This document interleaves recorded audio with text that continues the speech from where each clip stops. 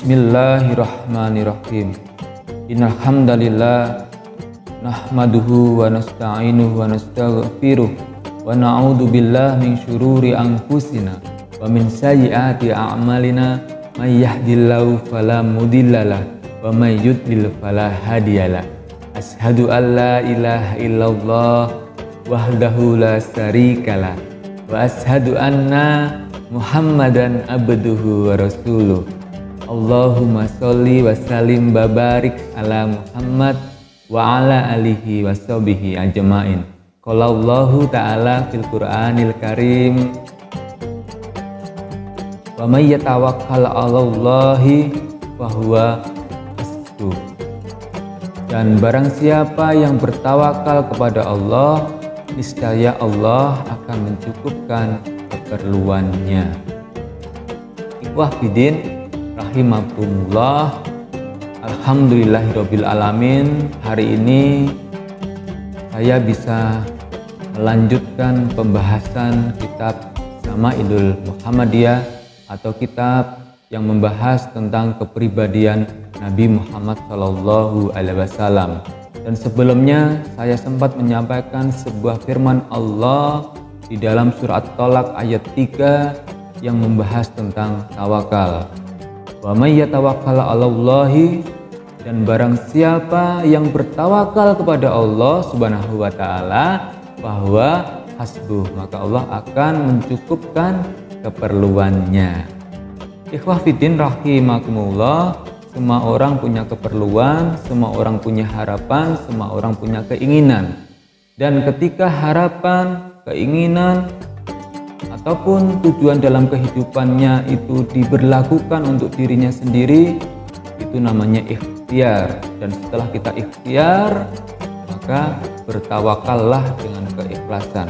Dari tawakal dengan rasa ikhlas yang disampaikan benar-benar kepada Allah, maka semoga Allah akan mencukupi keperluan-keperluan kita, harapan-harapan kita, tujuan-tujuan dalam kehidupan kita, atau keinginan-keinginan yang ada di dalam diri, tubuh, hati manusia. Semoga kita semuanya dicukupkan semua keperluan-keperluan kita.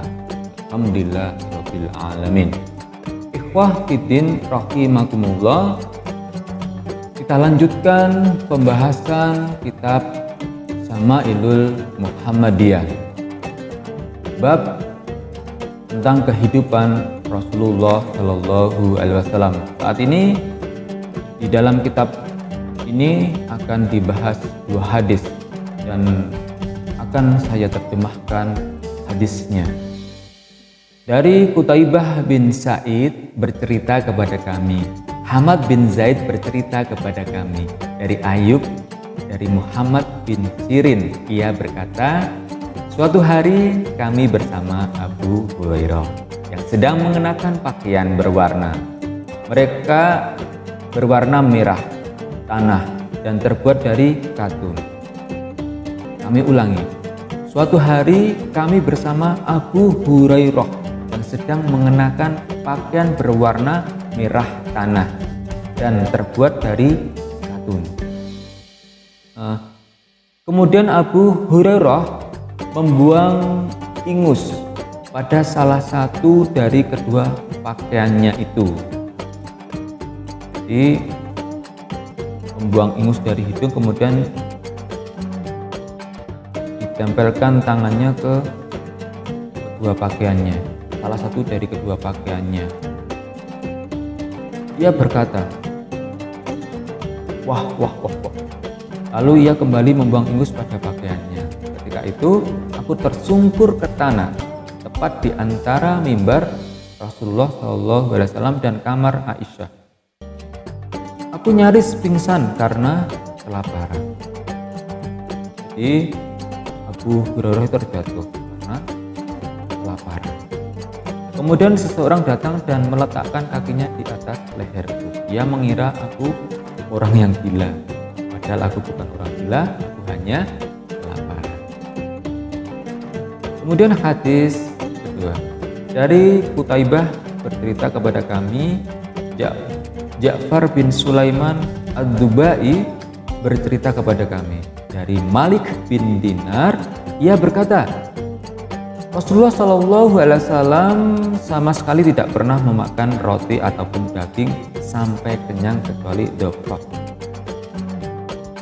Malik bin Dinar berkata, aku bertanya kepada seorang penduduk, apa yang dimaksud dengan dhofaf? Dia menjawab, yaitu ketika seseorang memakan makanan bersama orang banyak. Jadi Rasulullah Shallallahu Alaihi Wasallam tidak akan makan sampai kenyang. Artinya apa? Rasulullah itu akan berhenti makan sebelum kenyang jika makan sendirian. Berbeda ketika Rasulullah itu dhofaf, makan dengan banyak orang. Maka Rasulullah itu ya dikenyangin. Ini kan kecuali ketika dhofaf, ketika makan dengan banyak orang Rasulullah mungkin sampai kenyang.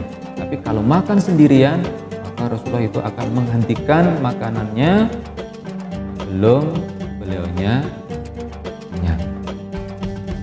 Khair ikhwah fiddin rahimakumullah, itu 2 hadis tentang kehidupan Rasulullah. Semoga nanti bisa kita lanjutkan di bab berikutnya.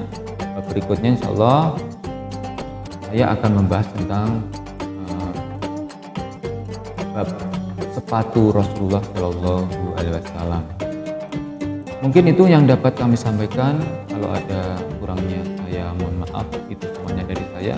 Dan jika ada kelebihannya, itu adalah rahmat dari Allah Subhanahu wa Ta'ala. Ihdinas siratal mustaqim. Wa akhiru da'wana wassalamualaikum warahmatullahi wabarakatuh.